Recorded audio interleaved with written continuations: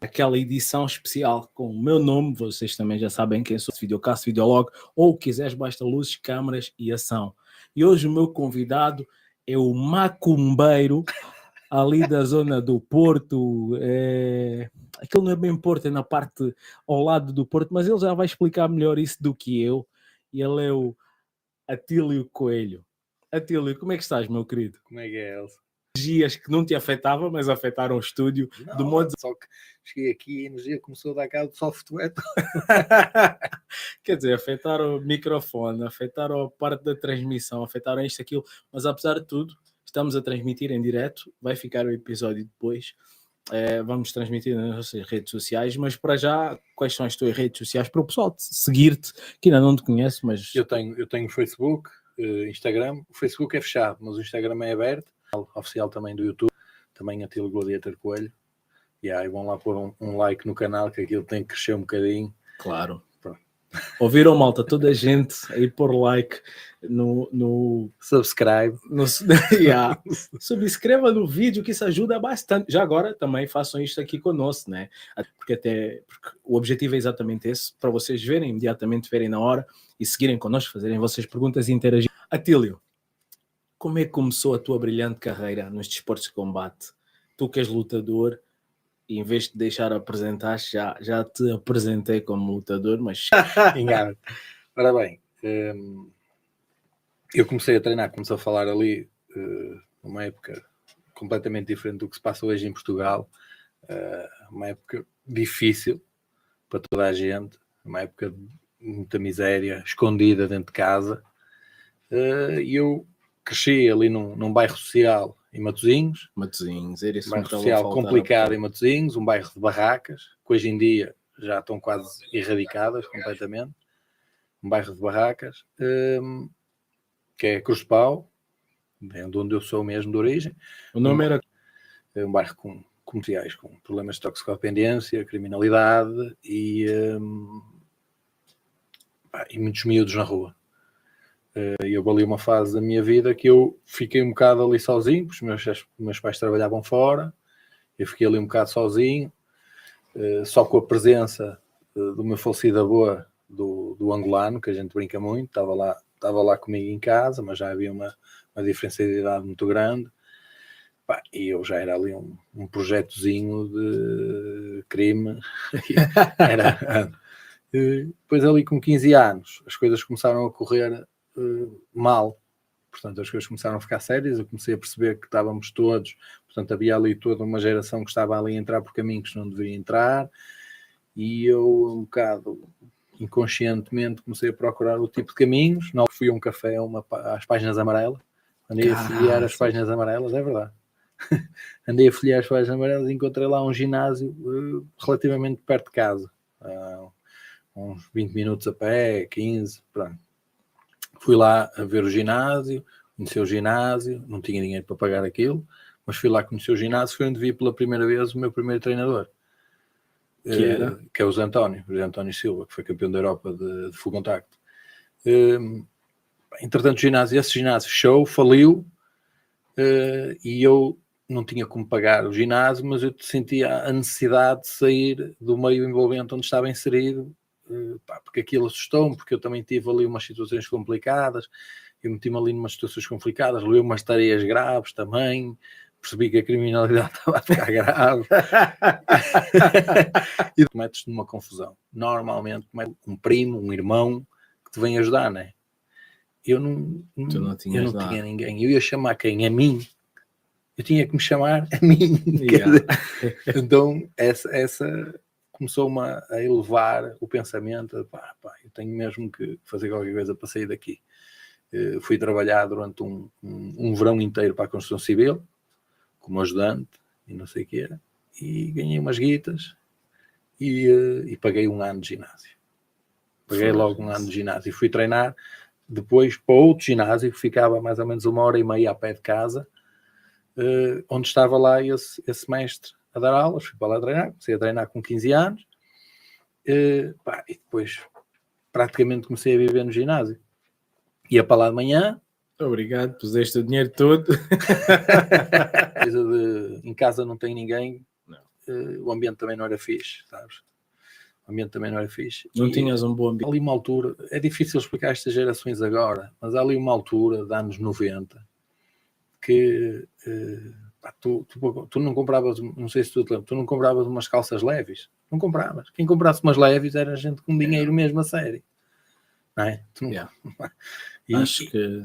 Tu não compravas umas sapatilhas. Tu, para teres umas sapatilhas boas, tu tinhas de ter dinheiro a sério mesmo. E então havia muita miséria escondida. Em casa que não há pão, toda a gente ralha, ninguém tem razão. Então o meu pai pegava-se com a minha mãe pegava-se com a minha avó, havia muitas discussões. O próprio prédio é um prédio... havia muitas discussões no bairro, problemas no bairro. Sabes como é que é? Zaragatas. Eu queria sair dali, da confusão, do barulho, aquilo, pronto, e eu também estava a acumular uma raiva, um ódio interno que eu precisava de extravasar aquilo.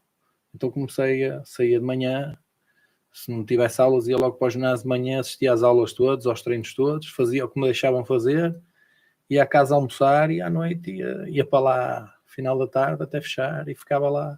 E fiz isto para aí 10 anos. Ou seja, saía de casa, ia para a escola, saía da escola, ia para o ginásio, saía do ginásio, ia para casa, e durante 10 anos fiz a minha carreira amadora assim.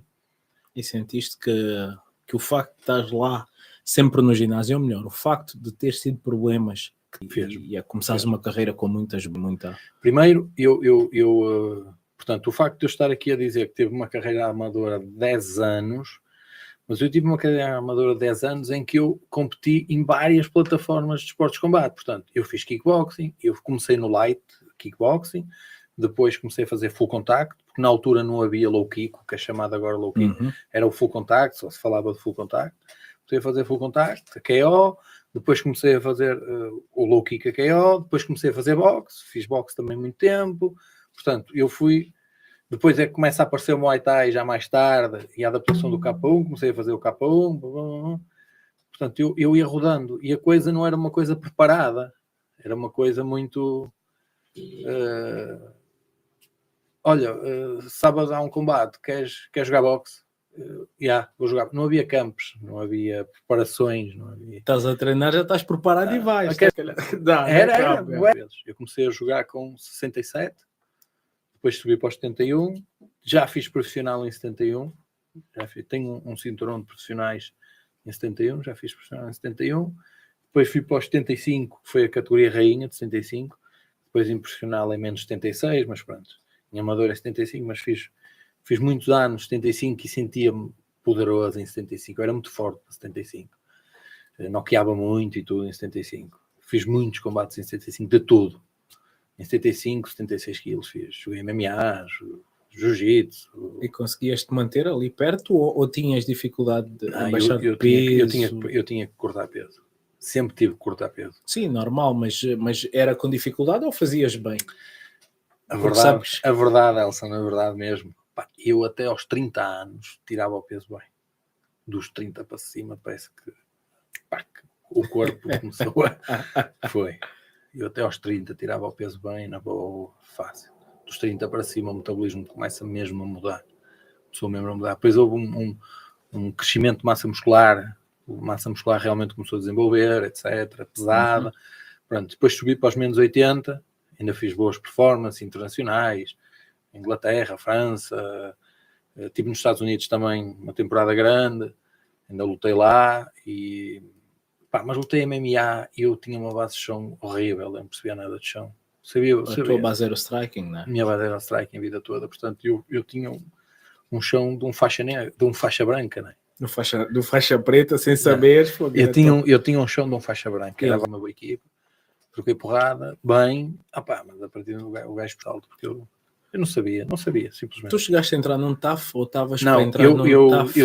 Eu tentei entrar, eu fui lá para os tryouts. Lembras que havia os tryouts? O pessoal inscrevia-se. Era super giro. Pronto, o pessoal inscrevia-se e era lá, tinha lá uma cena na porta de um casino para o pessoal se inscrever. E eu fui, mexi lá as costas.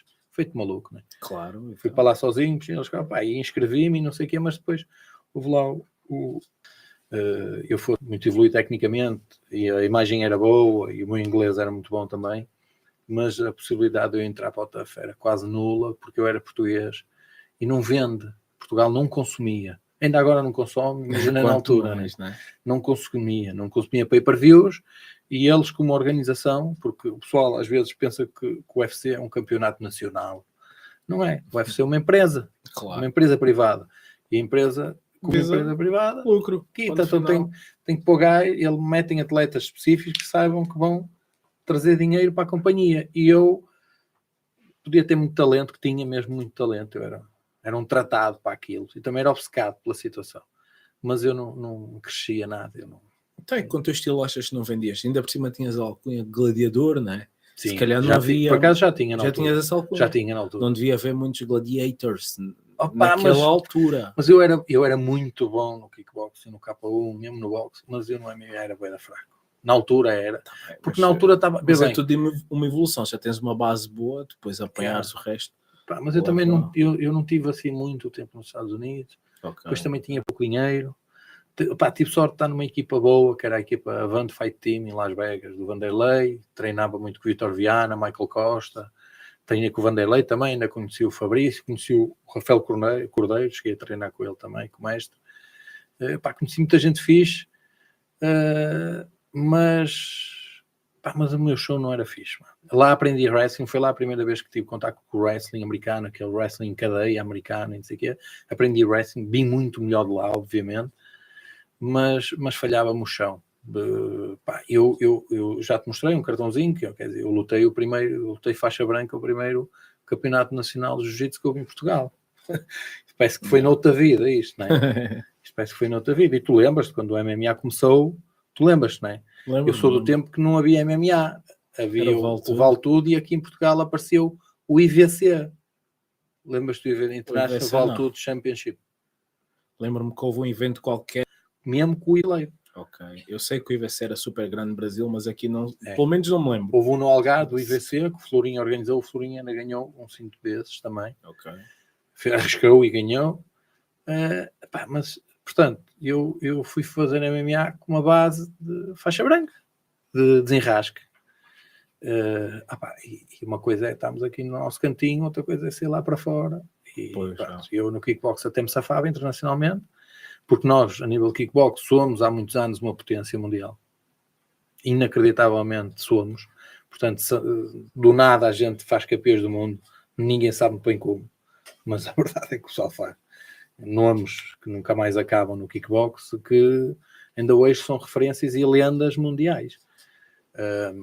Eu lembro-me uma vez estava, já não sei se era em Paris ou em Madrid, não tenho certeza. E passei por uma papelaria e os gajos estavam a vender DVDs do K1 Max, e na capa do DVD tinha o Zé Reis, e eu fiquei, olha o Zé aqui. E em Portugal ninguém conhecia o Zé, Reis, que ele foi campeão do K1, mas aqui de Portugal, não é? Não foi? Sim, não foi o Zé Reis, não é? O K1 Max depois fazia edições por todo o mundo, etc, para levar para o Japão as eliminatórias, mas ele depois entrou, eu acho que ele entrou para o Infusion. Okay, não sei, eu acho que ele entrou, foi para o Infusion que ele entrou e fez muitos torneios do Infusion, que era aquele torneio muito grande holandês. Sim. Pronto. Que existe até hoje. Sim, que existe até hoje, mas na altura tinha era muito maior. E temos nomes que nunca mais acabam nos esportes de combate, no kickbox, que são verdadeiras lendas, que infelizmente o Calado até esteve aqui e falou, eu não entendo como é que lá fora conhecem o pessoal e aqui ninguém nos conhece, Por exemplo, eu tenho uma memória de miúdo, engraçado, que eu ia jogar amador em Espanha, nós chegávamos e vinha sempre um amador perguntar-me, o Nuno Neves está aí? Os gajos tinham medo do Neves, mano. Os espanhóis não queriam jogar com o gajo, mano. Eu não veio o Neves. E eu achava piada aquilo. Os gajos têm medo do gajo. E aqui nunca. Calhar, e ele é um dos atletas que nunca teve o mérito nem a referência que devia ter tido, mano. Olha, sabes que estavas a falar nisso do pessoal lá fora conhecer-vos e o pessoal aqui não conhecer. Tu estavas-me a contar em off há bocado e eu lembrei-me agora. Conta lá aquela história que estavas tu e o cachorro e o pessoal que não... O cachorro ou uma bifana, sei lá. Vocês dois com títulos internacionais, não é? Isso é daquelas probabilidades. Já estás a puxar a conversa, tu queres confusão. Não, só quero saber essa parte. Não contes o pormenor, pelo amor de Deus. O episódio é assim. Eu vinha muitas vezes para Lisboa e o Ricardo ia muitas vezes para o Porto. E passar fins de semana, sair, treinar... e uma das vezes que o Ricardo foi ao Porto ter comigo, nós fomos comer um cachorro, portanto, estávamos a falar de 2 campeões em títulos, não é? Um campeão da Europa e um campeão do mundo, e veio um grupo de indivíduos para nos assaltar. Claro, correu mal e acabou mal aqui. Aquilo acabou mal, né? Foi quase uma história, mas qual é a probabilidade? É tal coisa. E depois é aquilo que eu estava a dizer. Eu estava mesmo aborrecido com a situação, mesmo chateado com aquilo, e o Ricardo a brincar, a rir-se imenso com aquilo e a achar piada aquilo, aquela maneira airosa que ele tem de levar o problema grave, mas ele leva aquilo a brincar. Pronto, e aquilo foi muito falado, porque aquilo acabou por ficar quase um meme na altura, porque isso nunca aconteceria, né? Foi não, mesmo... eles conheciam-nos a cara. Eu lembro-me, olha, eu estive em França e vi e dos bairros apoiam os putos com talento, dão dinheiro, mesmo os que têm uma conduta menos virtuosa na vida e conseguem fazer dinheiro pelas vias de muito sacrifício e muito suor, que a eles diz respeito, eles investem nos putos. Eu sei. E não é o contrário, não desrespeitam os putos, dizem, olha, já que eu não tive essa oportunidade, tu vais ter. E os putos crescem, e mesmo no meio dos bandidos, no meio do pessoal menos virtuoso, são conhecidos. Quanto mais no meio das pessoas que têm poder e capacidade económica. Porquê que isso não acontece em Portugal?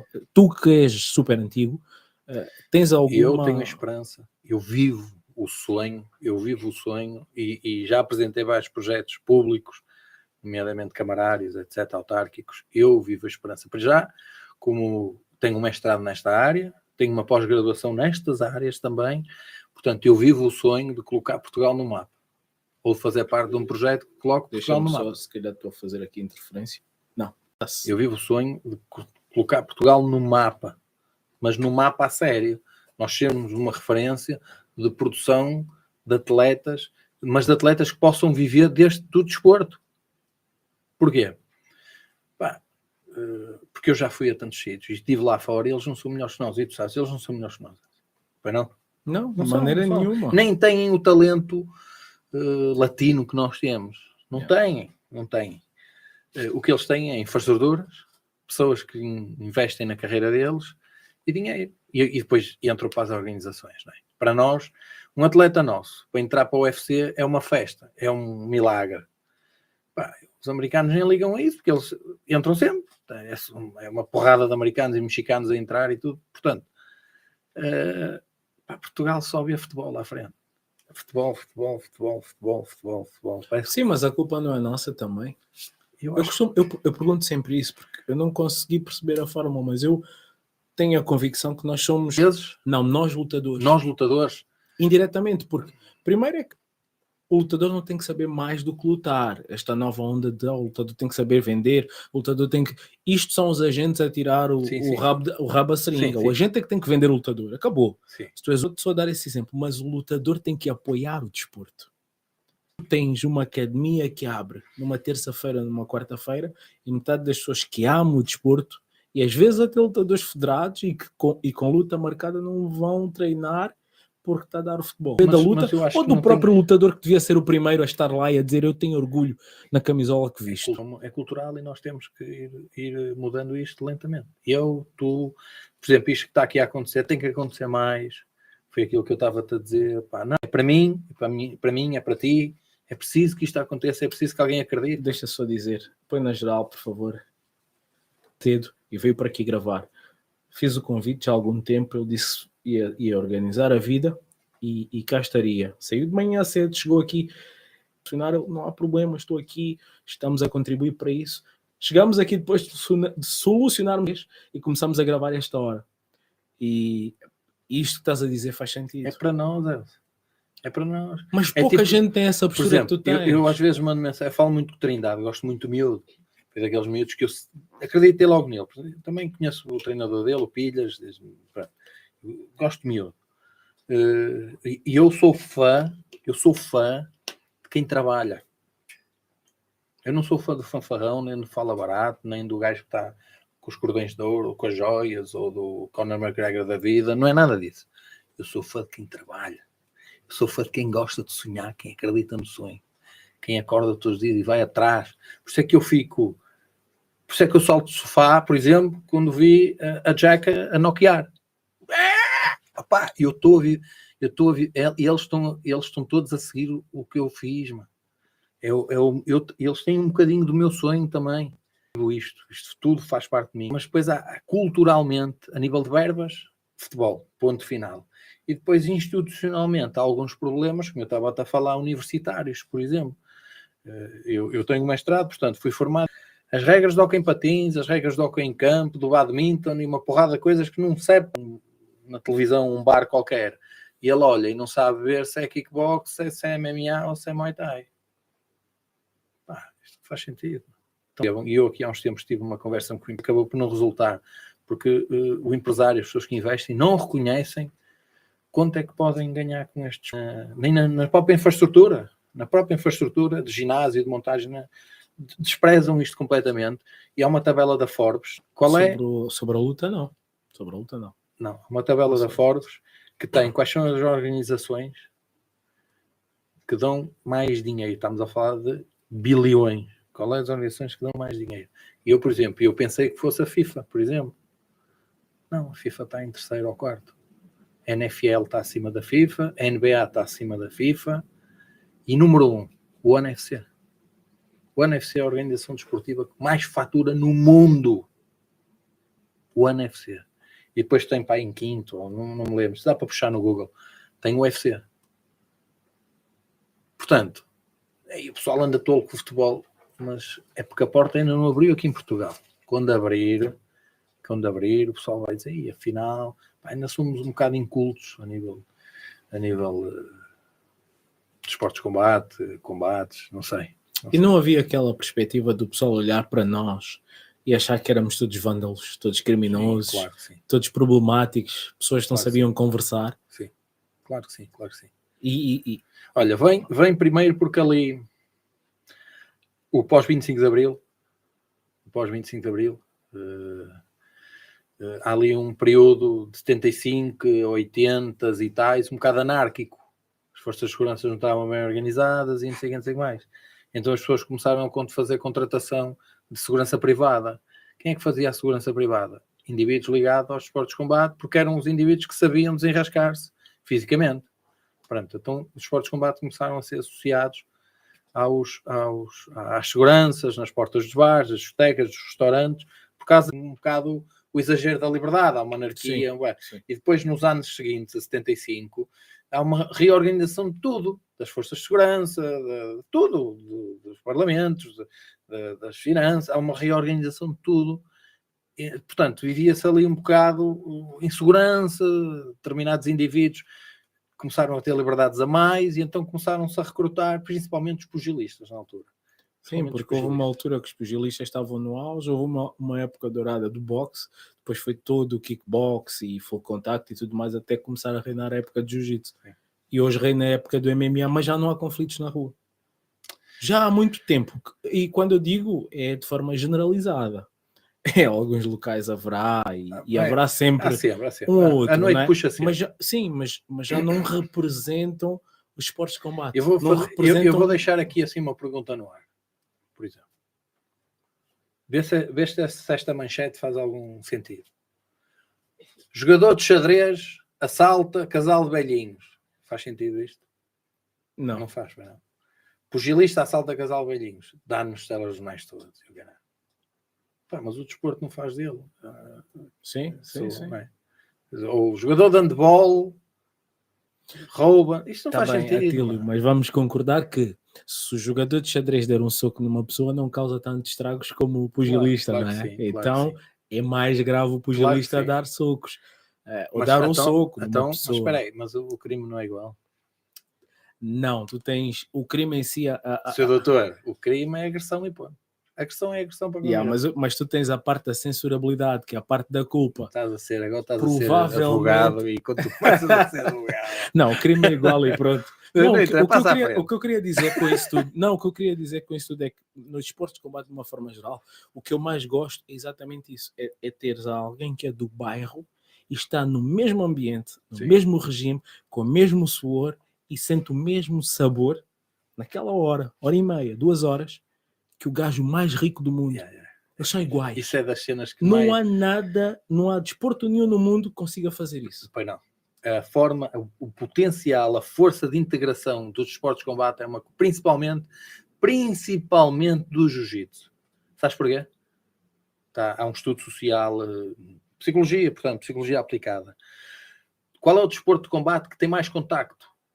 Proximidade. Jiu-jitsu. Não há desporto de combate com tanto contacto como o jiu-jitsu. Porquê? Principalmente com pano. Com pano há uma atração muito grande. Tens de estar sempre, tens que acabar com o espaço, não é?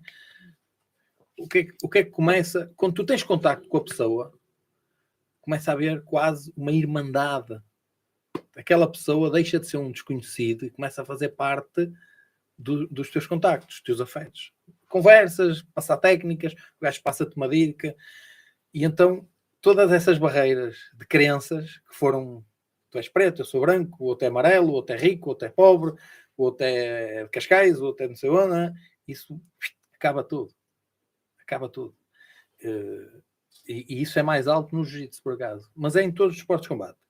E eu, até aos 20 anos, uma das coisas que realmente me atraía e ajudava-me a ultrapassar uma série de situações de inferioridade, de ser de onde era, de ter sofrido bastante discriminação, porque hoje em dia, por exemplo, eu vejo alguns casos,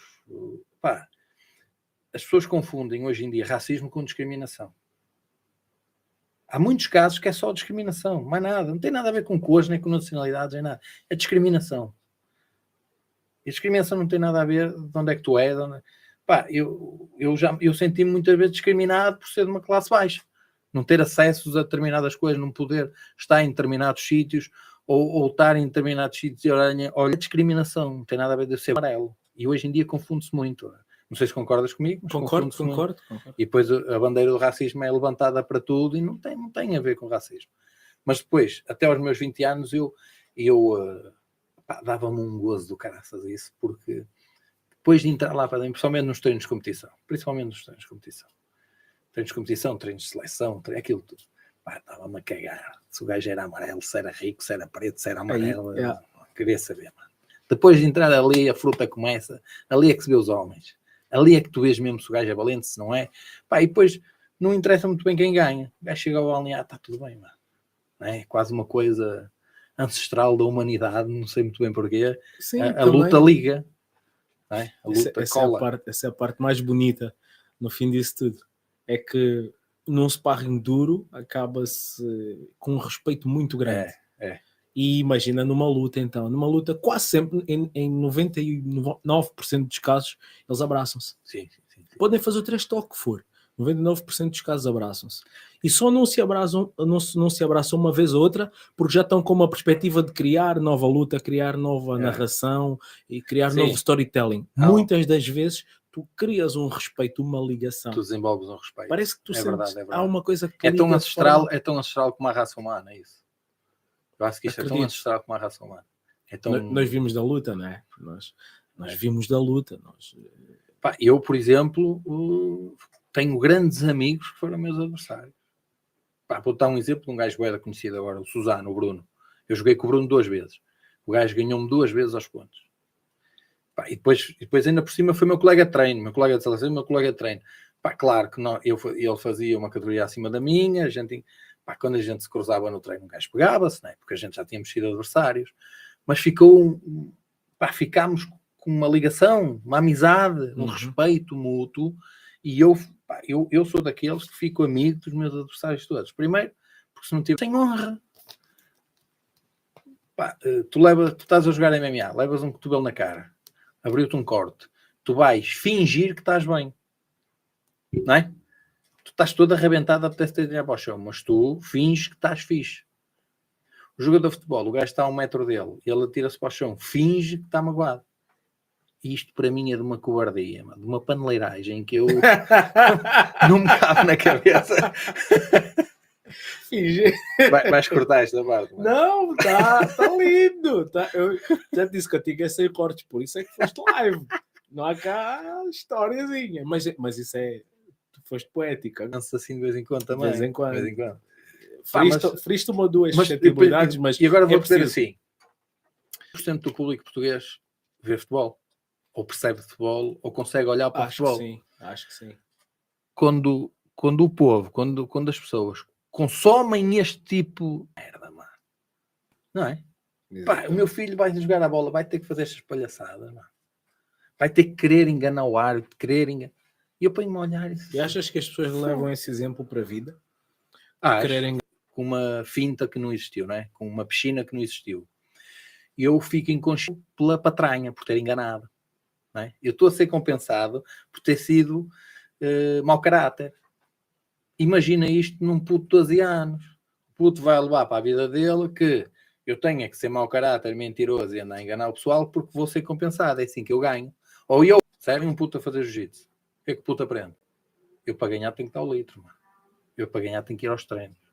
Eu para ganhar tenho que chegar ali e executar. Ser responsável e executar. Se eu não ganhar, vou cumprimentar o adversário.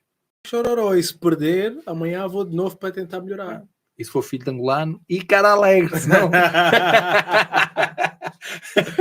Caraca. Olha, estás a ser mega filosófico, mega... Pera. Mas continua aqui. Siga. Continua. Tudo certo? Produção, estamos a ouvir bem? Já está.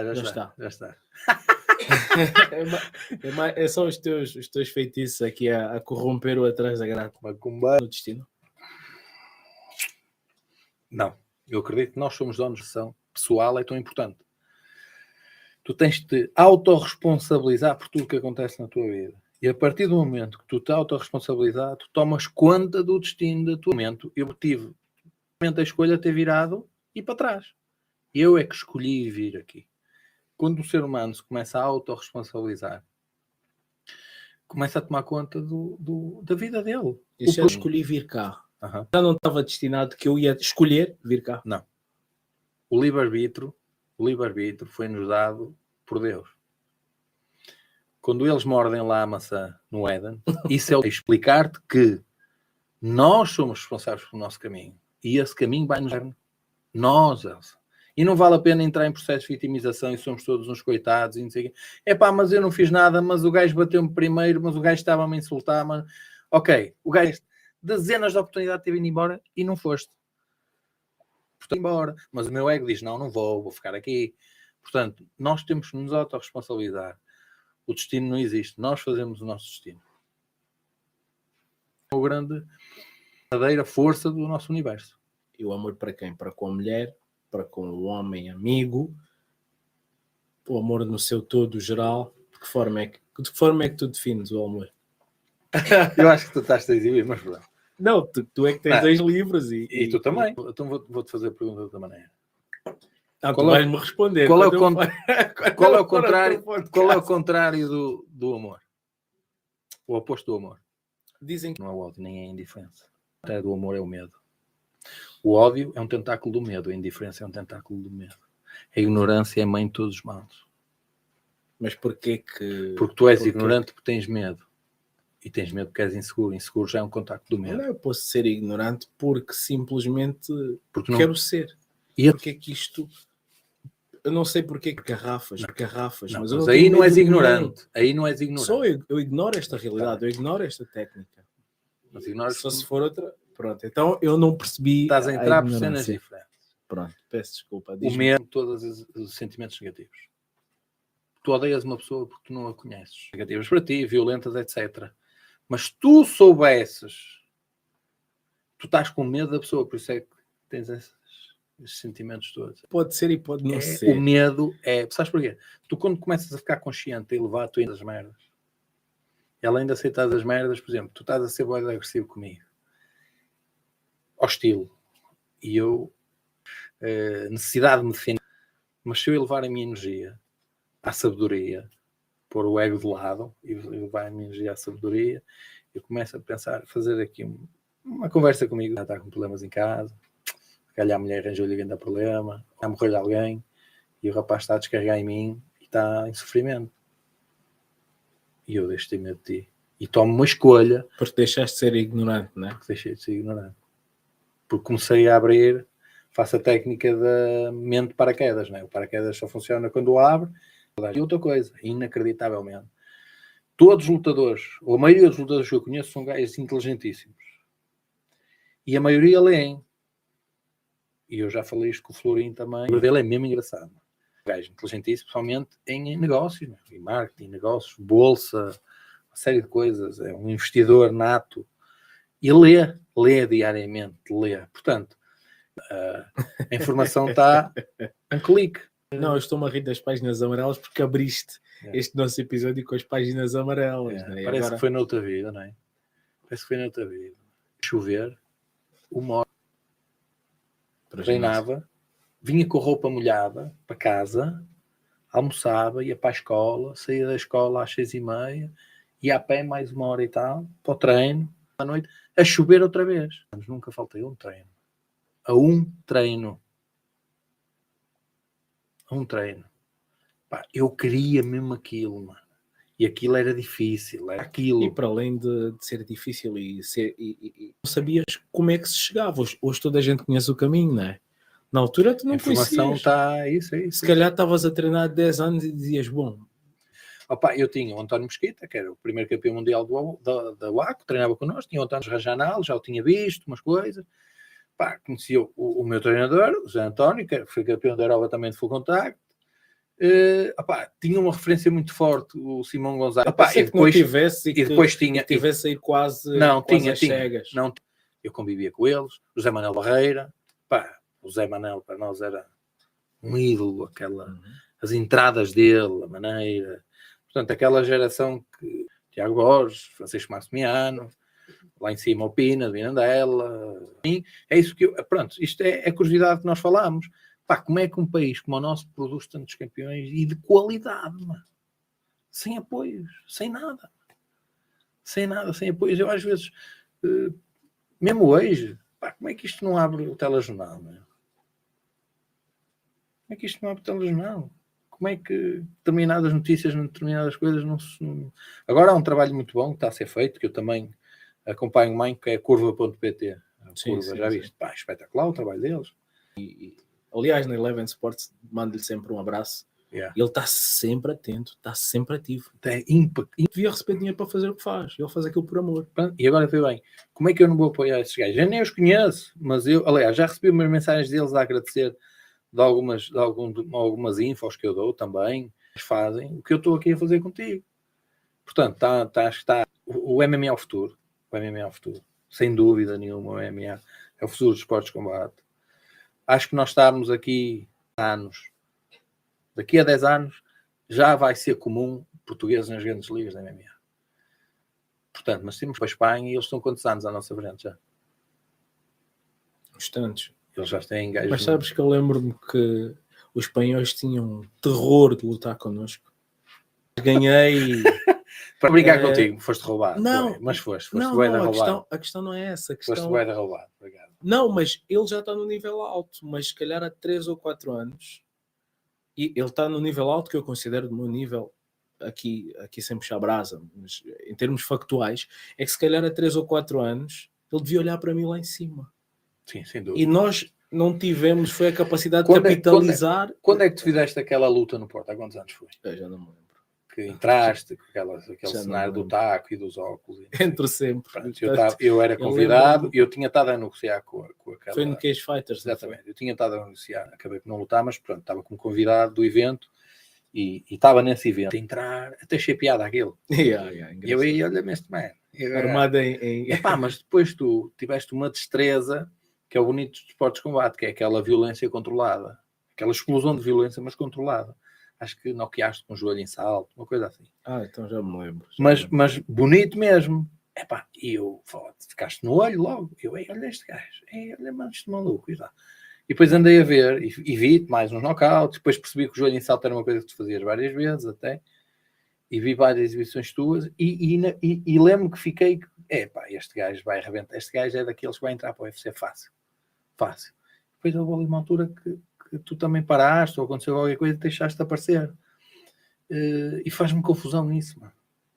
Como é que talentos assim, como é que coisas destas... É o que eu te estava a dizer, é óbvio que eu não me quero vitimizar, está aí, mas eu, por exemplo, nunca só treinei, eu tive, né, eu tenho uma carreira noutra área, sempre trabalhei à noite durante muitos anos também, estudava, trabalhava, treinava.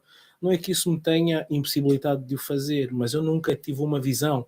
Por exemplo, eu nunca quis entrar no UFC. Nunca foi vontade minha entrar no UFC. Eu gostava muito mais do Pride e das ligas no Japão, porque eu gosto de show-off. Eu não quero saber de perder e ganhar. Eu acho que lutar para não perder é chato. Mas e o UFC tem que... mas eu gosto disso porque eu não tinha medo de perder. Eu estava, nessa luta que tu estás a dizer, eu até estava com uma dor na costela, mas eu estava super bem. Eu disse, olha, é indiferente, eu estou-me a sentir bem e eu vou dar show. Só penso nisso. Por isso é que eu passei a fazer um monte de coisas desse género, porque efetivamente acredito que o espetáculo está aí. E acho que as pessoas pagam bilhete para ver isso, estás a ver? E o UFC não é isso. O UFC é, tens de ganhar, se perdes 2 seguidas, eles não querem saber se fizeste lutas boas. Agora tu já viste que está a começar um movimento muito grande. A Angola, por exemplo, está a começar com um movimento muito grande de MMA. Há pelo menos uma massa de apoio muito grande. Já há uns anos está a fazer isso. Há uma massa de apoio. Sim. E eles, por exemplo, eles têm... tu sabes que eu não diferencio Portugal, Angola, pela minha família e tudo, mas eu dou valor ao nacionalismo dos gajos, mano. O orgulho nos atletas deles. Um atleta toda a gente conhece o gajo, mano. Toda a gente fala do gajo, mano. É porque tu estás a ver nas redes sociais, se fores lá ninguém o conhece. É? Tens aquele grupo dos lutadores que o conhecem, mas fora disso não conhecem. Se fores andar na rua, fores falar com a pessoa normal na rua, fulano. Eventualmente se tiver aparecido na televisão, mas fora isso, aquele apoio que se precisa, porque o apoio quando estás lá em cima é fácil. Isto, claro. Caraças, claro, quem é que precisa disso? Claro tu precisas de apoio quando tens 15 mil euros por mês, com patrocínios claro, e tudo mais. O que é que te interessa se o Elson partilhou a fotografia do Atílio? Há uma cena gira que a gente falou aqui há um bocado, aquela fábula, aquela brincadeira que eu fiz dos caranguejos. Isso é real, mano, e é triste. Diz para as pessoas saberem. Pronto, estão 2 imigrantes em França, portugueses. Estão 2 imigrantes portugueses em França a pescar, em frente ao rio. E um deles está a tirar caranguejolas, santolas, para dentro de um balde. E à medida que o balde vai enchendo, os caranguejos começam a fugir, a sair do balde, né? E o outro diz-lhe, amigo, então não tapas o balde, os caranguejos vão fugir. E ele continua a pescar tranquilo. Não é preciso. Estes caranguejos são portugueses. Quando um está a fugir, o outro puxa para baixo. Opa, isto... Um gajo brinca, mas isto é verdade, mano. Por exemplo, tu vês nos russos, entra um russo, o russo que entrava a porta para os outros entrar todos. Já viste isso? Tu lembras-te que o Khabib, quando lutou com... Levou a equipa toda. Para além de levar a equipa toda, quando ele faz aquele salto e vai contra o McGregor e contra a equipa técnica, suspenderam os colegas de Khabib. E acho que o colega dele, que agora é campeão, também estava suspenso. E o Khabib disse, sou campeão, não luto mais. A briga começou comigo. Se vocês não me suspendem os meus colegas que entraram para bater no McGregor, quando o McGregor agrediu-os também, agrediu-me no autocarro e tudo mais, então eu não luto mais. Isso é uma atitude bonita. E tu vês isto nos brasileiros também. O brasileiro entra, abre a porta para a equipa dele, para os colegas de equipa, e eu às vezes ponho-me a pensar isto, será que isto é um karma português? Será que tem a ver com a história do Viriato? Sabes que o Viriato foi morto. Foi envenenado, não é? Acho que foi uma facada nas costas. Pelas costas, pelo menos, mas... Por um general dele que se vendeu aos romanos, não é? Mas sabes que é assim. E depois nós todos falamos português, mas os brasileiros aí sabem-se, porque também foram colonizados pelos portugueses e acabam por não levar com esse karma. A não ser que também... Mas é assim, mas sabes que essa história do Viriato é mais cá para baixo, sabes? É uma cena, pronto, é ali de Viseu, mas não interessa, é aquilo que é... A tribo do Viriato, como é que é? Os lusitanos. Os lusitanos. Era aqui no sul, não era no norte. Mas Portugal não estava formada, não estava consolidada, não é? Sabes que Dom Afonso Henriques, do Porto para cima nós somos celtas. Não, somos celtas, somos. O Porto para cima é celtas. E do Porto para baixo era tudo árabes, muçulmanos. Em todo Portugal, claro, mas depois consolidou-se, não é? E há misturas, tu já não consegues hoje fazer a distinção do norte para o sul, embora... tu não consegues. Claro que não. Como é que hoje fazes? Tu só até estás no Porto e tens mistura com angolanos, como é que fazes essa distinção? Então, já estás numa era globalizada, já não e foi morar para o Porto. Já não mas meu pai até é raça branca, não tem nada a ver angolano, mas sim, mas o que eu te quero dizer com isso... Mas tu vês um nascido no Porto a falar e tu vês que ele é do Porto, ponto final. Obrigado, então. E tu vês que ele é do Porto em tudo, tu vês que ele é do Porto em tudo. A maneira de falar, a maneira como ele mexe as mãos, a maneira como ele se mexe na rua é diferente do pessoal de Lisboa. Sim, mas o que eu te estou a dizer em termos genéticos, em termos de comportamento coletivo, não consegues distinguir. E independentemente de tu dizeres mais os Vs como Bs, tens a cultura portuguesa. Sim. Independentemente disso. E tens, não é tens um tão traço homogéneo coletivo. Assim, não é tão coletivo assim. Claro que não nós é. Somos mais fechados, o Norte é mais tens fechado. os teus regionalismos. O Norte é mais fechado e tem crenças que vocês não têm. Naturalmente, são os tais regionalismos e tudo mais, mas tu tens uma coisa comum que é muito grande, que vai para além da bandeira, é o comportamento de coletividade. O tal português dos Camarões, conta esta história dos Camarões, eles não disseram caranguejos, não disseste se eram do Porto ou se eram do Algarve. É um português. Está bem. Então, nós temos coisas maravilhosas como povo, coisas espetaculares como povo. Por exemplo, a alegria que o brasileiro tem é nossa, mano. A simplicidade que o angolano tem é nossa. Aquela coisa, aquela matreirice. Não sei, se calhar tu transmitiste isso e eles desenvolveram de outra forma. Eles, nós, que eu sou angolano. Sim, mas eu não vejo isso, mano. Há coisas, nós temos coisas maravilhosas. Por exemplo, a adaptabilidade que o português tem. Sim. É inacreditável. Eu às vezes vejo os brasileiros e estou a ver, epá, esses gajos são como nós. Vão para qualquer lado, está tudo bem em todo lado. Adaptam-se a tudo, mano. Tu vais a qualquer país do mundo, tem um brasileiro. Também tem um português em qualquer país do mundo. É incrível. E depois, por exemplo, tu vês um português que fala imensas línguas, adapta-se a tudo. É verdade ou não é? É verdade. E eles têm isso de nós. Portanto, nós andamos por muitos sítios, deixamos coisas más, claro, mas também deixamos muita coisa... Isto são características isso é irremediavelmente nossas. Verdade. Muita coisa boa. Mas sabes, a única coisa que eu acho que toda a lusofonia devia ter mais orgulho? A própria língua. Sim. E isso é riqueza, isso é cultura. E todos íamos ganhar com isso, todos. Porque, por exemplo, nós estamos aqui a conversar, tu publicas nas tuas páginas, eu publico nas minhas, atrás da grade, no que for. Tu tens os teus livros, tu vendes os teus livros. Sem dúvida. As pessoas, se consumirem mais português, vão consumir mais cultura nós portuguesa. Nós falámos há um bocado de toda a de um problema, que eu fui ali ao shopping comprar um livro, e o livro não havia, porque era uma edição brasileira, não há em Portugal. E é um livro escrito em português. Mas não há em Portugal. Por exemplo. E o que é que eu te disse logo? Pá, os brasileiros nisto dos livros são top. E são, não é? Mas é o que nós estávamos a falar, eles são 200 e tal milhões. São muitos mais, não é? Nós, talvez o nosso problema seja mas esse. Mas tu achas também, por exemplo, tu achas que esse argumento é o mesmo argumento, por isso é que eles consomem tanto MMA e nós não?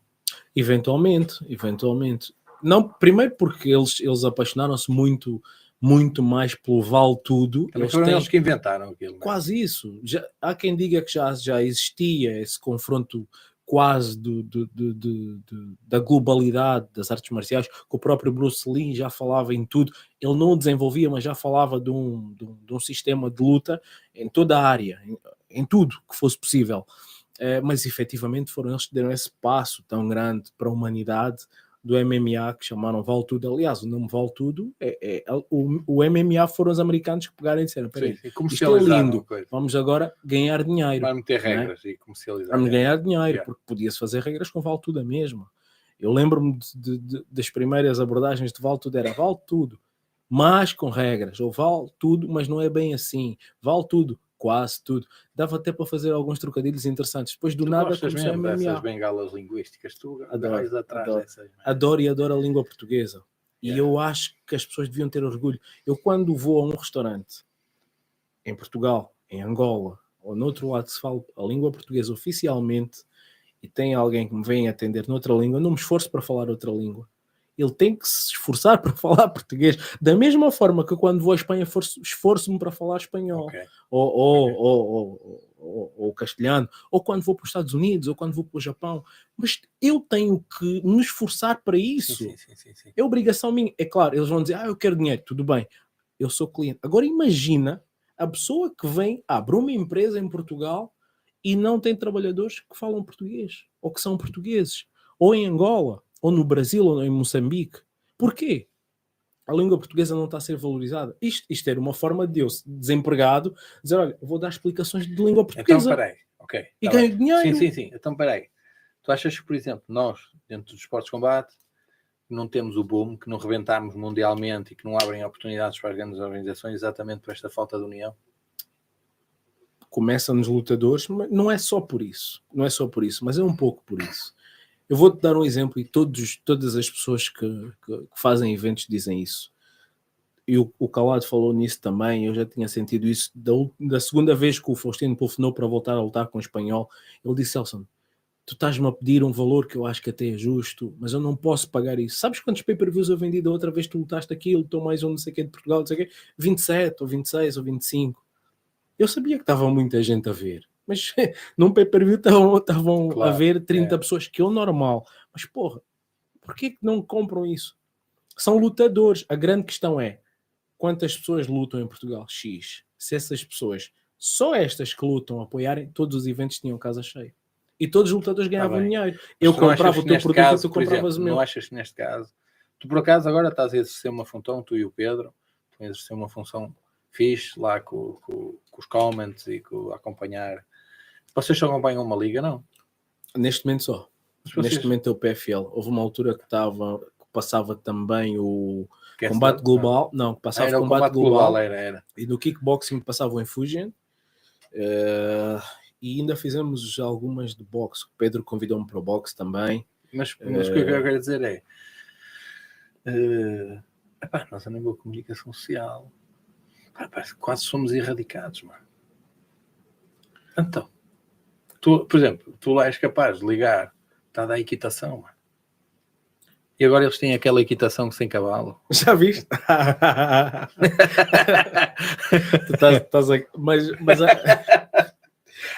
Mas acima disso tudo, repara. Em África não conseguias fazer essa equitação, pois não? Não sei. Ias fazer esses teus vizinhos e iam-te bater. Mas sabes que eu brincava assim quando era miúdo? Com motas, era fazer de mota. Não era de cavalos, era de mota. Isso era quando eras miúdo. Se fizeres isso quando és adulto, és só parvo, mais nada. Só parvo, mais nada. Mas acima de tudo, tu vês que alguém apoiou aquela brincadeira. É mesmo. Tipo, olha, vou-te dar outro exemplo. Aquela cena do slap. Alguém apoiou. Power slap, não é? Alguém apoiou isso. É uma merda aquilo. Não, independentemente. Tu achas piada aquilo? Não acho piada nenhuma. O que é que ele tem como desporto?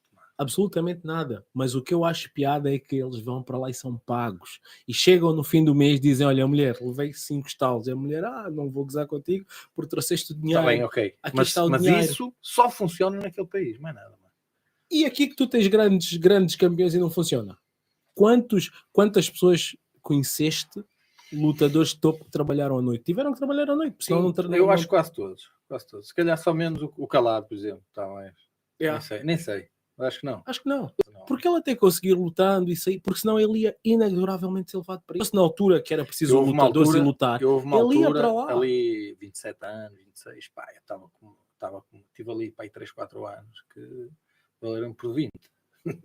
Porque eu andava na faculdade, tinha que acordar todos os dias, 5 e tal da manhã, andava na faculdade, tinha carga física na faculdade, as aulas físicas, teóricas, depois ia para o treino, trabalhava à noite, trabalhava fins de semana e um dia por semana à noite, portanto fazia diretas, e ainda lutava aos fins de semana, fazia de vez em quando combates ao fim de semana, para o máximo possível, para tentar capitalizar ao máximo. Então andava ali, que eu aproveitava, por exemplo, este intervalo é de 15 minutos, e eu ia para o carro dormir 15 minutos.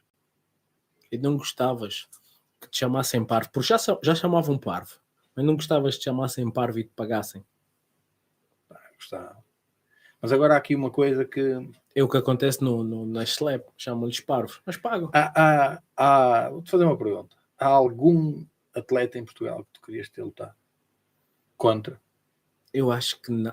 Olha, eu houve uma altura gostava de ter lutado com o Denis. Sabes quem é o Denis, não? Da Brazilian Power. Super amigo meu. E eu sempre gostei muito dele. Mas eu acho que ele estava com um nome bom na BPT. E eu estava-me a sentir super bem. não tinha ainda muito nome, achava eu. Mas isso é estranho. Não, mas sabes porquê? Porque... Normalmente tu, onde queres lutar com um gajo, é um gajo que te incomoda por alguma razão. Não, mas com ele era o contrário. Eu acho que ia dar um mega cartaz. Porque ele tinha uma plástica física do caraças, ficava bem na fotografia, feio para caraças ao vivo, mas na fotografia fica giro o gajo. A sério, estou a falar mesmo porque, porque eu gosto da dinâmica dele, fotográfica, estás a ver? Mas tu queres lutar pelo gajo, o gajo então luta com top model. Filho, mas o que eu te estou a dizer é que desde 2010, desde 2010 que eu digo que a luta não é luta. Ao ver muita gente.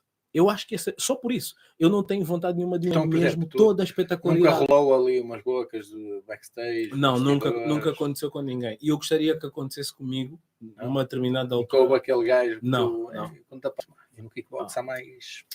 No MMA também começa a ver. Eu falei com os rapazes do Cage Fighters, olha, vejam lá se arranjam alguém para fazer uma picardia para uma luta seguinte e tudo mais. Não aconteceu. Eu não conseguia picar ninguém, porque não é o meu feitio, não consigo fazê-lo. Vou tentar ser um gajo que fala melhor. Tu não acreditas que há uma coisa que não dá para contar? Tem ou não tem? Mas mano. Porque há certos gajos que querem tanto aparecer e querem tanto a foto, como tu dizes, e falta qualquer que tu olhas e não cola aquilo. Mas depende, porque se calhar tu estás a tentar uma coisa que não tem a ver contigo. Eu vou-te dar um exemplo. Como é que ele chama? O Sonnen. O Sonnen não tem carisma como lutador, 0. Não luta nada demais, 0. Ele tem carisma como o bad guy. E ele descobriu isso. E investiu todas as forças e energias dele nisso. E foi dos melhores a fazer isso. Pronto, está bem. E ele consegue fazer um trash talk rápido porque tem a ver com ele. O meu caminho foi assim, por exemplo. Eu criei uma imagem à minha volta. Primeiro porque eu, como tu disse, eu ali dos 71, 75, 80, eu tinha uma plástica física boa, bonita, muito... Eu sou maçudo. Sempre fui redondinho. Já carregavas bombas, sério? Tu tens um trauma com as bombas, mano. De certeza. Tu tens um trauma com as bombas. Estou só a dizer. Sempre que eu estou contigo, tu falas de bomba, mano. Ou é por causa da Ucrânia...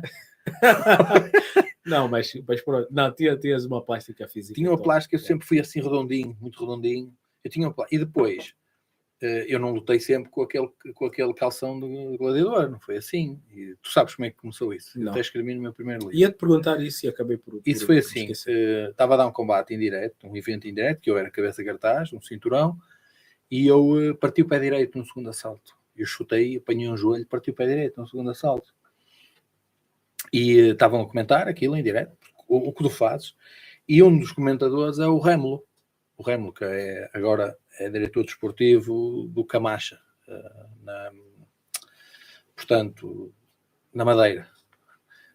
Muito meu amigo, mas um jornalista com uma carreira enorme também, está a comentar aquilo e eles começam ali em estúdio a comentar, e o atleta português do Norte partiu o pé direito, está com o pé fraturado, se vai continuar, não vai, pronto, está aqui uma conversa dentro disto, e ele atira aquelas coisas. Eu continuo a lutar, fiz os 5 assaltos até ao fim e continuei a bater com o pé partido. E ele dá assim uma dica de, este atleta é um verdadeiro gladiador do Norte. E eu, pronto, fui para o hospital e tal, ganhei a luta, mas pelo menos foi hospital. Ganhei a luta, fiquei com gesso mesmo, até ao joelho. Mas depois, quando voltei ao ginásio, o pessoal estava a brincar com aquilo. Porque aquilo depois estava a dar na televisão, né? E o pessoal ouviu, e o pessoal brincava ao gladiador, ao gladiador, ao gladiador. E eu, na altura, se calhar, né? Falei com o César era o manager. O César, fixe. Mandei fazer uns calçõezinhos com aquelas tirinhas e tal. Começou-se a imagem de marca e colou, ficava aquela cena, ficava, se calhar também pela fisionomia da cara, aquilo colou e pronto. E começou, e foi assim, não foi uma coisa que eu forçasse, ou uma coisa que eu tentasse criar. Vou tentar criar aqui um estereotipo, uma coisa tipo Fernando Pessoa, quase um heterónimo. Vou criar aqui um heterónimo. Não, foi uma cena que colou, saiu. Mas estás a ver que respondes àquilo que perguntaste. Imagina se tu estivesse nos tempos modernos do Trash Talk e em vez disso tivesses ido para o caminho de falar, de ofender e tudo mais, se calhar não tinhas carisma. Mas como foste para este lado que tinha tudo a ver contigo, porque tinha a ver com o teu biótipo, com a tua forma de lutar e tudo mais, o gladiador encaixou-se como uma luva. Às vezes o carisma tem a ver com a tua posição em momento. naquele momento. E o trajeto de vida também, as adversidades todas, aquelas adversidades, aquelas pessoas mais perto de ti sabem que tu estás a passar em determinados momentos da tua vida e tu não contas a ninguém, mas tens que perseverar, tens que ir para a frente, tens que insistir, tens que querer fazer as coisas, e muita parte da minha vida foi assim, perseverança. E pá, eu uma vez, a escola secundária fez anos, ou fez um centenário, uma coisa assim qualquer, chamaram, fizeram uma gala da escola secundária, chamaram, mandaram uma carta para casa, na altura foi para a casa dos meus pais, que era a morada que tinham, chamaram todos os atletas que se tinham notabilizado em determinadas áreas. Pá, eu fui lá, sentei-me num anfiteatro, estavam a chamar uma série de pessoas ao palco. Pá, tinha gajos, tinha lá gajos que estavam a trabalhar na NASA nos Estados Unidos, outros base da científica, depois tinha cena de biologia, pessoas que tinham feito estudos de biologia, portanto havia toda ali uma espécie de várias personalidades que se tinham destacado em várias áreas, e para meu espanto chamam-me a mim ao palco, que eu tinha-me destacado na área desportiva. Tu para entrar no palco tinhas que entrar por umas cortinas por trás do teatro, assim, tinhas que entrar por quase. Opa, quando eu vou para entrar, a pessoa que me está a dar era uma funcionária da escola, uma professora, que tinha sido, portanto, nossa professora, mais ou menos, mas conhecia-nos do tempo de secundário. Quando eu estou a subir, ela olha para mim e diz-me assim: ui, tu estás vivo? Eu, estou vivo. Então, foi tipo, não, é que eu pensei que tu a esta hora, que idade tens? Eu pensei que tu a esta hora estivesses morto ou preso. Pá, isto é um choque de realidade. Tu percebes que esta pessoa pensava este tipo. E tu começas a pensar, putz, eu estava inserido nisto mesmo. E estava mesmo. O meio que a gente estava inserido, que nos rodeava, levava-nos provavelmente àqueles dois destinos. E ela ali, de uma forma se calhar não sensível, vomitou aquilo, e tu ficas a pensar assim, ao início, mas esta gaja, pareceu-me insultá-la, mas depois comecei a pensar, olha assim, olha o que ela disse. Achas que o desporto salvou a tua vida? Salvou. O desporto salva. Todo o desporto salva vidas. Nem que seja o miúdo que tenha problemas em casa, se começar a jogar à bola, encontra nos amigos da bola uma coisa que não tem em casa, nem que seja paz. Se calhar não tem paz em casa, tem paz no balneário, ou jogar à bola, não sei o desporto salva vidas. O desporto salva vidas completamente. E a mim, então, o desporto abriu umas portas todas, não é? E eu... a primeira luta internacional que eu fiz foi com 16 anos, em Vigo. Eu lembro-me quando passei a fronteira, e não é agora, não estamos a falar agora, que é fronteiras abertas, estamos a falar na altura, quando passei a fronteira, cheguei àquela rotunda de Vigo, assim, mais central, e comecei a ver os prédios, e eu para mim entrei numa... Estava a entrar numa... Um miúdo que vem de um bairro, né? Temos que pôr isso tudo, né? Que só conhecia aquelas paredes e aquelas bielas, e comecei a entrar ali e senti-me no topo do mundo. E o mundo, em vez de ser assim, começou a ser assim. Começou a ser aberto, e eu comecei a pensar, pois, mas isto é fixe. Então, portanto, eu comecei a lutar, nem pensava em cachés ou em dinheiro, não sei o quê. Eu só de pensar que ia ficar a dormir e pagavam-me comida, já estava fixe. Porque eu queria era viajar. Pá, e não há nada que te faça evoluir mais como ser humano que viajar. Viajar, entras em contato com outras culturas, outras pessoas, informação que tu não tens acesso, e aquilo começa-te mesmo a fazer crescer. Personalidade, informação nova, tecnicamente nova, e era assim. E o desporto abriu umas portas para tudo. E outra coisa que me incomoda muito nos miúdos e nestas gerações que eu vejo agora é a minha carreira amadora não era só vitórias, mas isso não acontece, isso é de maluco, sabe? Isso não acontece. Há de vez em quando um avatar ou outro que limpa tudo, mas isso não acontece, mano. Eu ganhava 2 lutas, perdia uma. Perdia 3, ganhava uma. Ganhava 2, perdia uma. Ganhava 4, ganhava uma. Andava sempre assim. E depois, quando ganhava, estava super feliz. Quando perdia, é o extremo máximo da desilusão, da raiva, da chatice, da vergonha. E andava sempre assim. Está a acabar, é? E achas... Não, estavam a fazer sinal porque eu estou a brincar com isso. Mas eu estou entretido com a conversa. Eu andava assim. Mas eu não desistia, perseverava nisto, mantinha-me no caminho, quer perdesse, quer ganhasse.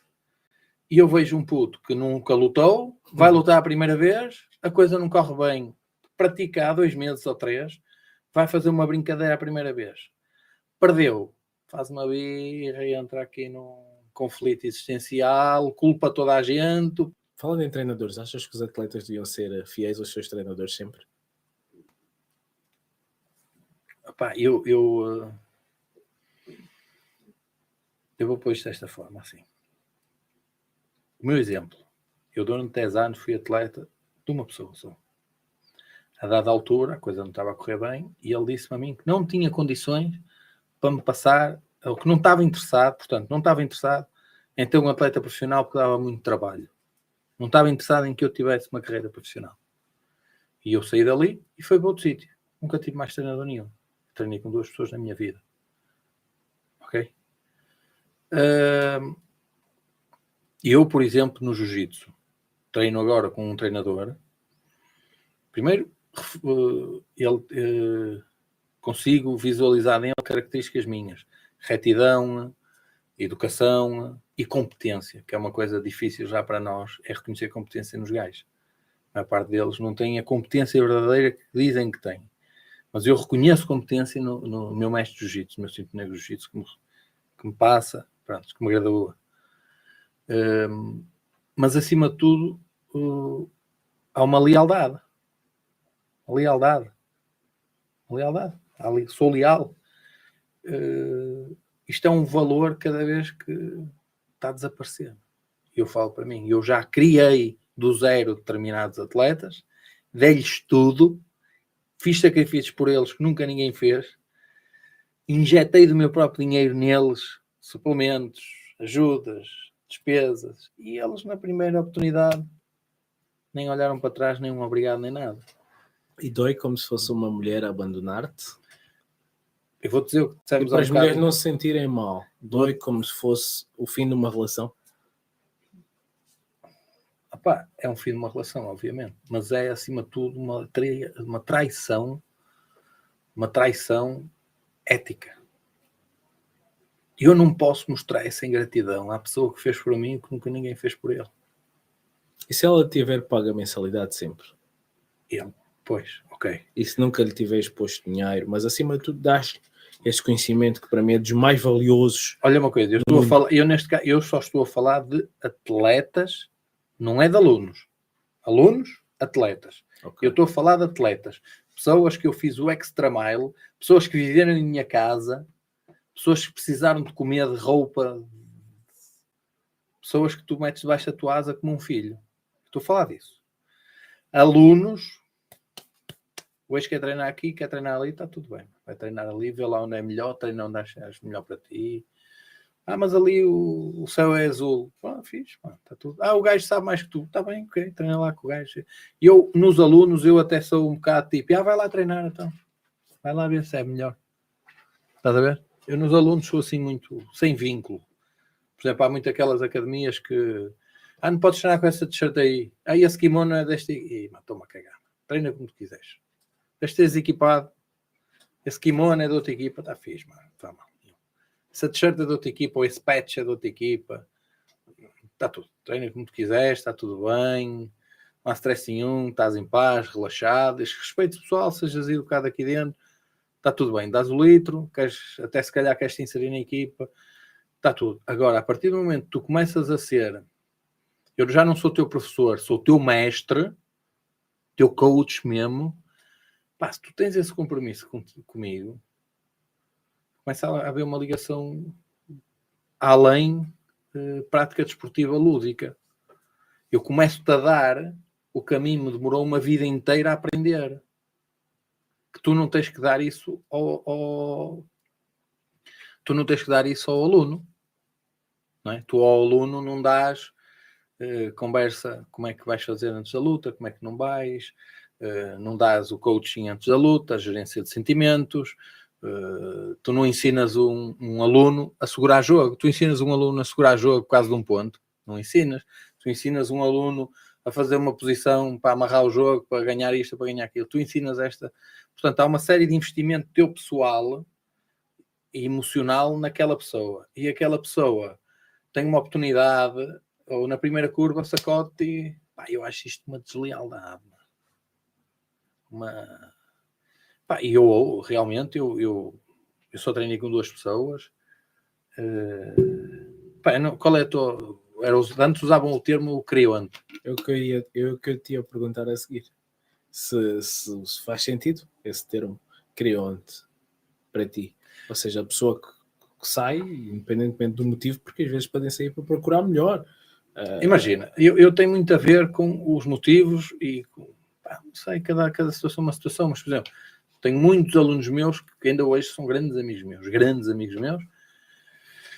Ó mestre, olha, agora dá-me mais jeito de treinar ali, mais perto do trabalho, estou a treinar com aquele mestre, assim, fixe, então gosta, está fixe, gosta, olha, dá-lhe um abraço, está tudo, não se stress. Mesmo atletas meus vieram falar comigo, olha, vou tomar esta decisão, dá-me mais jeito de treinar ali, ou vou tomar esta decisão por causa disto, argumentam, dão-me uma satisfação, há uma hombridade, há uma honra, tudo bem. Agora, aquele gajo que tu estás a injetar, usou a tua plataforma de contactos, usou a tua plataforma de connects, usou-te como degrau, que tu despejaste nele, esperançoso, e o gajo de um momento para o outro desaparece, não te diz nada. E tu, quando sabes, o gajo está naquela equipa. E quem está a colher os frutos de tudo que tu construíste é o outro indivíduo, que só chegou lá e pegou na maçã. Construíste a árvore, regaste a árvore, adubaste a árvore, esperaste as estações, conversaste com a árvore e ele chegou lá e só tirou a maçã. Tu não achas que isto é desleal? Então vou-te fazer a pergunta que fizeram ao Putin. Está na moda. Eras capaz de perdoar uma traição? Ou se perdoas uma traição?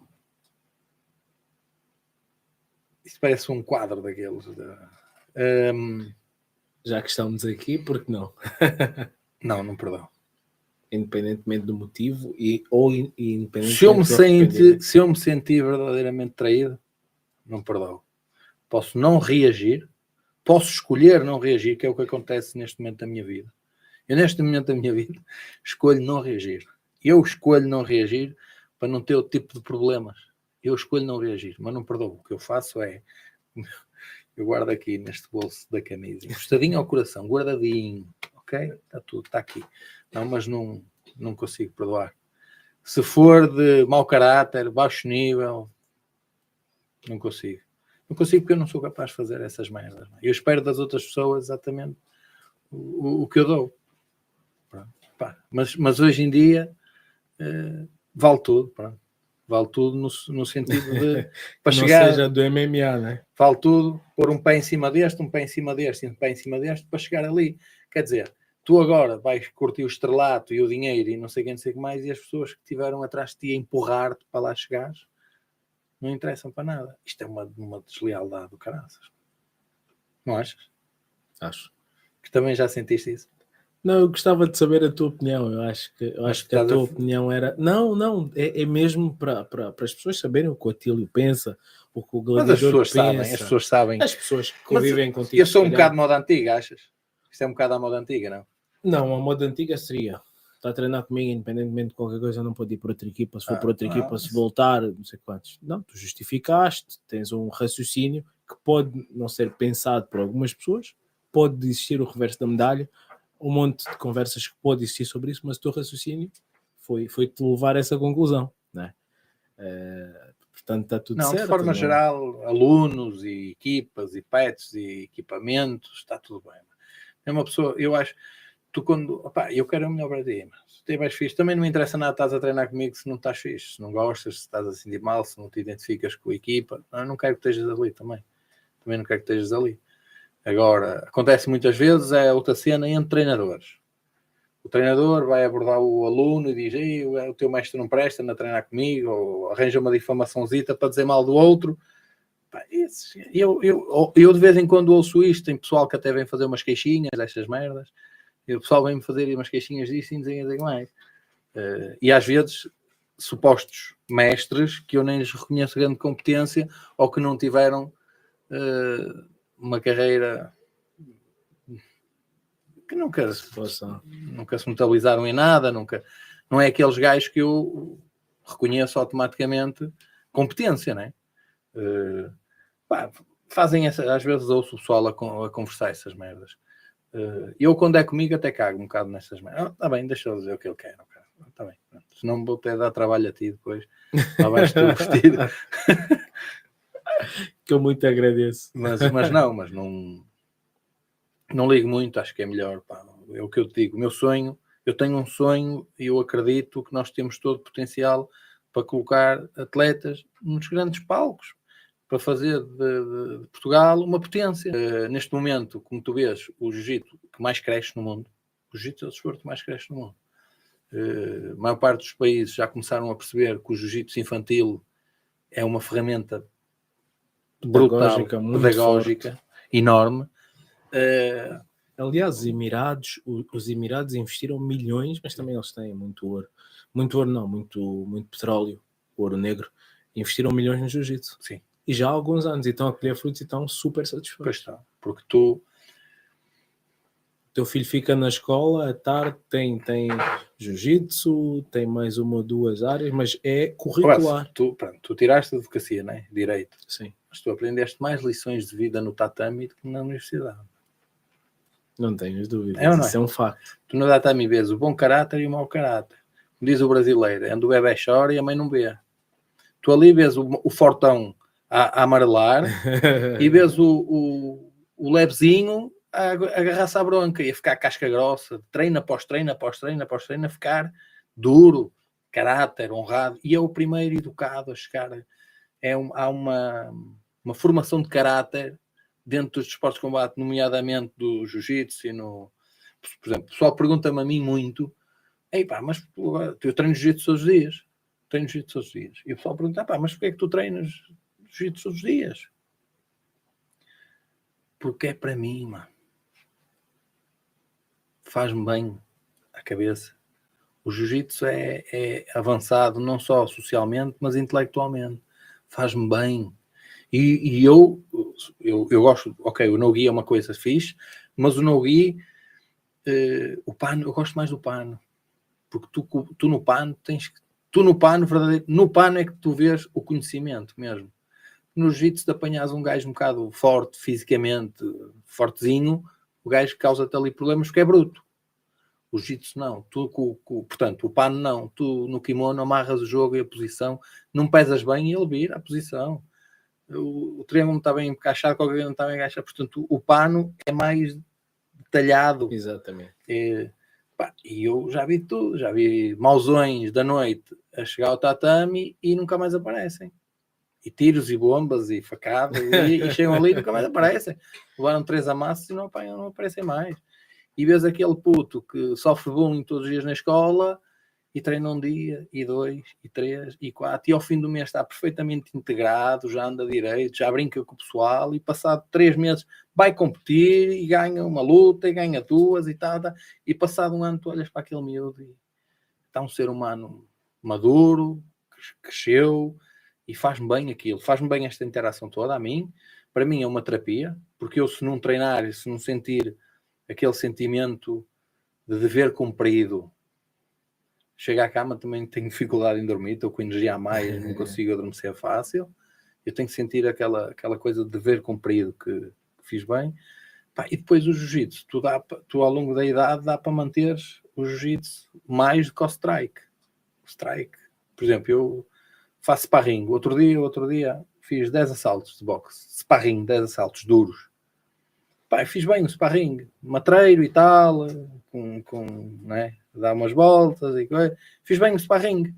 No dia a seguir, os tendões dos cotovelos, meter gelo nos tendões, nos cotovelos. Aqui, todos inflamados. Os tendões daqueles inflamados, joelhos inflamados. O strike é mais bruto, é mais destrutivo para o corpo. Tu no jiu-jitsu controlas mais. Dá para controlar mais, dá para segurar mais, dá para usar mais a cabeça. É a minha opinião. Se calhar há pessoas que... Não, faz sentido. Sabes que as coisas que me impressionaram é que quando eu comecei a treinar jiu-jitsu, eu via muitas pessoas com alguma idade de treinar. E não via isso no striking. Eu comecei no striking também. E no striking não. O pessoal geralmente encerrava a carreira, bons atletas, e depois pouco ou nada treinavam. Iam correr, quando corressem, iam fazer outra... Mas aquele desporto em si não fazia. E depois tem uma coisa, que eu por acaso o Calado até pode falar mais disso. Chegas a um determinado nível de strike, tu aprendes um detalhe ao outro, mas pouco mais. O strike tem muito a ver com ritmos, capacidade física, ritmos, timings de entrada, respiratórios, explosivo, força explosiva. A partir do momento que tu perdes a força explosiva, aquela força rápida, o teu timing, a maneira de jogar nunca mais é a mesma. É o que os especialistas dizem, perder a pancada. Quando perdem a pedrada, há ali uma idade que tu perdes a pancada. Nunca mais, não perdes a pancada. Tens a força do corpo na mesma, mas não tens aquela força explosiva que te foi característica durante a vida toda. Eu sei que tu estás longe disso, tu tens 18 anos, ainda tens muito para andar. Tu pareces as gajas, mano, mentes com a idade e o que é mentes com o peso. Mano, eu não me entendo nada. Tu mentes da idade, mentes... Não, eu sou a pessoa mais sincera que existe no mundo. Já nem sei nem que eu perdi-me. Estavas a dizer que o striking tinha... Quando perdes o punch... A partir do momento de perderes, e depois é assim, tu striking... Tu evoluís, fazes uma técnica, umas merdas ou outras, mas chegas ali a um teto, mais ou menos. O jiu-jitsu não, mano. O jiu-jitsu, tu estás sempre... Uma posição perfeitamente clássica, tu fazes uma maneira, eu faço da outra. Eu adapto um jeitinho, tu adaptas a outra. Mas o striking também tem um pouco isso, né? Mas pronto, não tem tanto. Não tem tanto. Não tem tanto. Tu no jiu-jitsu sentes que aquilo não tem fim. À medida que vais graduando, cada vez... cresce, aprendes mais. Por exemplo, eu estou agora, o meu trabalho agora, o meu objetivo é ser faixa negra de jiu-jitsu. Faço bem, faço jiu-jitsu há 16 anos. Has de lá chegar. Mas eu também, pronto, o pessoal não me queria graduar, pronto, está bem. Eu tenho 3 graus, já nem sei, dentro da castanha, já não sei. Mas eu treino muito, eu gosto daquilo, eu treino porque eu gosto. Obviamente. Se tu nem sabes os graus que tens na faixa, não mereces ser graduado. Acho que tenho 3. Fala com esse teu professor para dizer, tem que voltar para a roxa. Ele é da minha equipa, está comigo. Voltas para a roxa. Eu tenho... eu quando for faixa negra de jiu-jitsu, que vou ser, porque é um objetivo que eu tenho, e eu dou o litro, e eu acredito que quando as pessoas fazem por merecer, as pessoas chegam lá, em qualquer área da vida.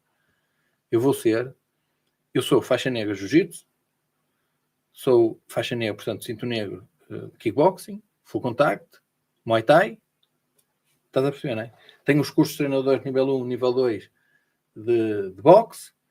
Tenho uma faixa negra também de MMA numa altura que era obrigatório faixas negras. Isso há sempre aquela coisa. Será que o MMA tem faixas? Tem graduações? Não tem? Mas houve tinha planetária, só tu e o Naré. Não soube bem ninguém. Olha, estás a ser, sabes, não, eu tenho. Eu mostro. Era uma federação que houve aqui. I'm sorry. Tu estás a rir por ser difamador de uma pessoa que não está aqui, mano. Não, porque eu só queria saber na altura onde é que ela arranjou aquela faixa preta. Isso, ele não sei. Então, ele não sei lá. Mas eu não estou a difamar. Estás a falar disso? Não. Estás a falar disso? Eu não sei, mano. Ele publicou que tinha uma faixa preta de vale tudo. Não. Eu tenho uma faixa negra que me habilita como mestre. A questão que foi falada foi essa. De uma federação que já não existe. Onde é que saiu isso? Eu tenho por exemplo, uma federação que tu estás a justificar a tua faixa. Não, digo, a WKPN já não existe. Por exemplo, estás a ver? Mas na altura, naqueles primórdios do MMA... Mas foste enganado, não é? Não fui enganado, fui credenciado na altura. O que eu quero dizer é que eu fico com uma panóplia. Se eu criar uma associação agora e criar um nível de graduação, estás graduado, mas em termos genéricos da coisa, não. Mas pronto, isso é só uma picardia. Só para te picar um bocadinho, para estragar uma das tuas graduações. O que eu quero dizer é, há aqui uma pandades diferentes, ou apetências, competências e modalidades diferentes. E o que é que eu... eu cada vez, quanto mais conhecimento eu ganho, mais percebo que tenho que aprender merdas, mano. Por exemplo, eu no jiu-jitsu, os gajos, às vezes os putos fazem coisas, eu fico assim, como é que o gajo fez isto? Faz lá outra vez, tenho que pedir ao miúdo, faz lá outra vez. Nunca pensei nisto. E às vezes são coisas básicas, fáceis, mas nunca pensei nisto. Já te aconteceu esse momento de clique? Já. Pronto. E então, o que é que eu ponho-me a pensar?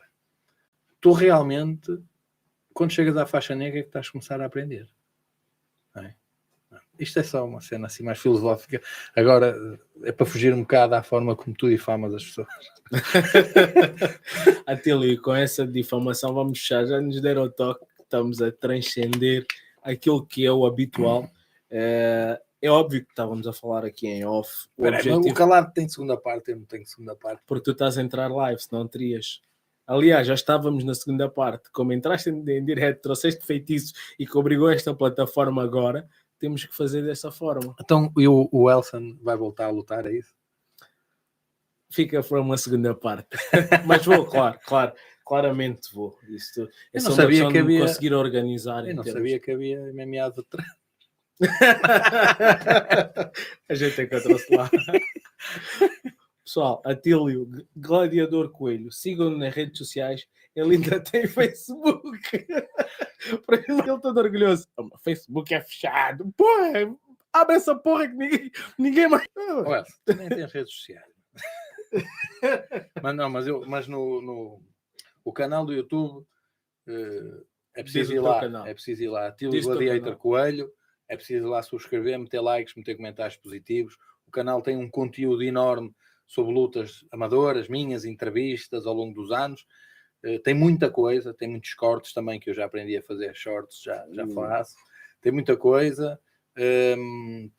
Tem certeza que tem lutas que vocês nunca viram minhas. Tem cinturões, tem internacionais, tem muita coisa. Falta meter ainda lá algum. Quem quiser comprar. Os livros estão na FNAC, estão na UC também, 2.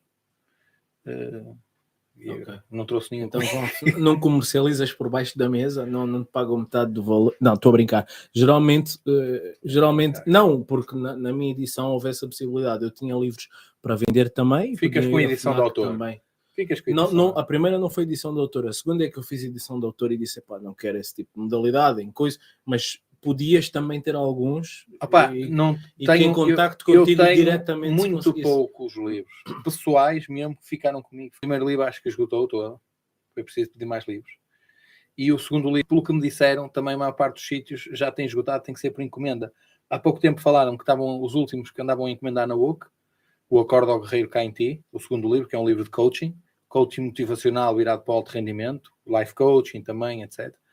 O Acordo ao Guerreiro Cá em Ti, disseram-me há pouco tempo que o compraram na UOC também, mas havia nas FNACs online e Bertrand online também. FNAC online e Bertrand online, nos dois. Atílio do Coelho e o Acordo ao Guerreiro Cá em Ti. E podia ter trazido para ti, mas tu não mereces também. Não, mas pelo menos para mostrar às pessoas. Pessoal, não se esqueçam, este rapaz ingrato que nem o seu próprio. Eu espero não ter avarias até casa no carro. Que o teu feitiço não fica aqui, mas acima de tudo espero que este conteúdo vos chegue saudável. Pessoal, vamos apoiar os esportes de combate e cresçamos todos juntos. Um abraço.